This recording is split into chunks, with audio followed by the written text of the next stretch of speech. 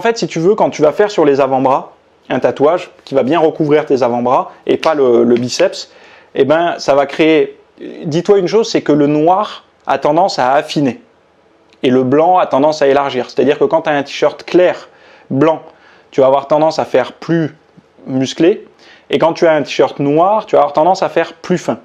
Donc ce qui va, typiquement, si tu mets un t-shirt noir, tes bras vont plus ressortir parce que tout ton corps va faire plus mince, là où il y a du noir, mais ce qui va ressortir du t-shirt va faire plus imposant.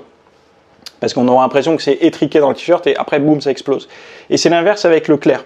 Donc du coup, quand tu as tout ton avant-bras recouvert par du noir d'un tatouage, et ben, par illusion d'optique, ça va accentuer par contraste, en fait. Voilà, c'est ça le mot que je cherchais. Le contraste va faire que ton biceps, qui lui n'a pas de tatouage, va ressortir plus. C'est pour ça que je dis que c'est pas forcément intéressant de le faire sur le bras aussi, parce que sur le biceps, tu vas amoindrir la largeur de ton bras et faire ressortir ton avant-bras qui n'aura pas de tatouage. Et ça, c'est pas forcément intéressant.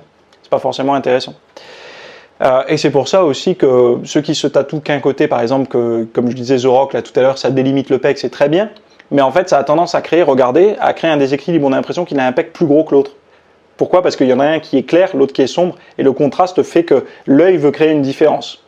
Mieux vaut chercher à faire un tatouage, si on veut avoir un truc esthétique, à faire un tatouage plutôt qui soit, comment on appelle ça, en mode miroir, quoi. Pareil des deux côtés. Après, c'est qu'un point de vue, c'est très subjectif. Mais la règle des contrastes, par contre, ça fonctionne. Tu mets du foncé, le clair va ressortir. Étant donné que le clair a tendance à rendre plus musclé. Merci d'avoir écouté ce rapide extrait de la première partie de la FAQ. Alors, on va répondre à beaucoup de questions, notamment, là, vous avez vu un extrait sur la question des tatouages. Est-ce que les tatouages peuvent aider à rendre plus musclé, moins musclé, etc. Comment s'en servir, en tout cas pour les personnes que ça intéresse de faire des tatouages, évidemment. Ça sert à rien de le faire quand on n'en a pas envie. Mais on va parler aussi de tout ce qui est, vous savez, les sirops, les ketchup zéro, toutes ces sauces un peu light, ce que j'en pense. On va également parler de la mauvaise congestion à l'entraînement, pourquoi et qu'est-ce qu'il faudrait faire pour justement solutionner ça. Et vous allez voir que d'ailleurs, il y a pas mal de recommandations par rapport à la congestion qui sont complètement erronées, qui sont...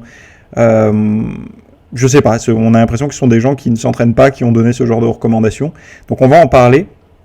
On va parler du cardio à jeun pour les personnes qui ont un objectif type bikini ou alors men's fitness, etc., qui sont vraiment à fond sur la sèche. On va développer un peu le sujet. On va parler également vous savez, les pommades fraîches, là, genre baume du tigre, etc., qui sont parfois utilisées, alors pas baume du tigre, mais d'autres, chez les professionnels de la santé, type kiné, physiothérapeute, etc.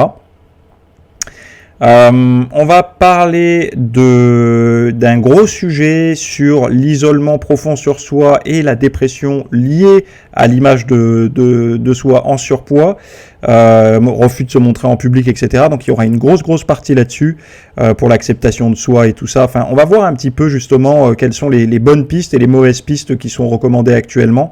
Et vous allez voir vraiment que la société actuelle n'a pas vraiment envie que vous sortiez du mal-être. C'est pour ça qu'il y a des pistes beaucoup plus intéressantes à suivre.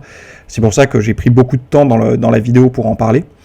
Et donc voilà, donc il va y avoir plein de petits sujets comme ça, il y en a d'autres. Je vous invite à aller voir le lien qui se trouve dans les notes de cette petite vidéo extrait là, dans la description. Vous cliquez, vous accédez à la version longue. Donc c'est la partie 1, il y aura même une partie 2.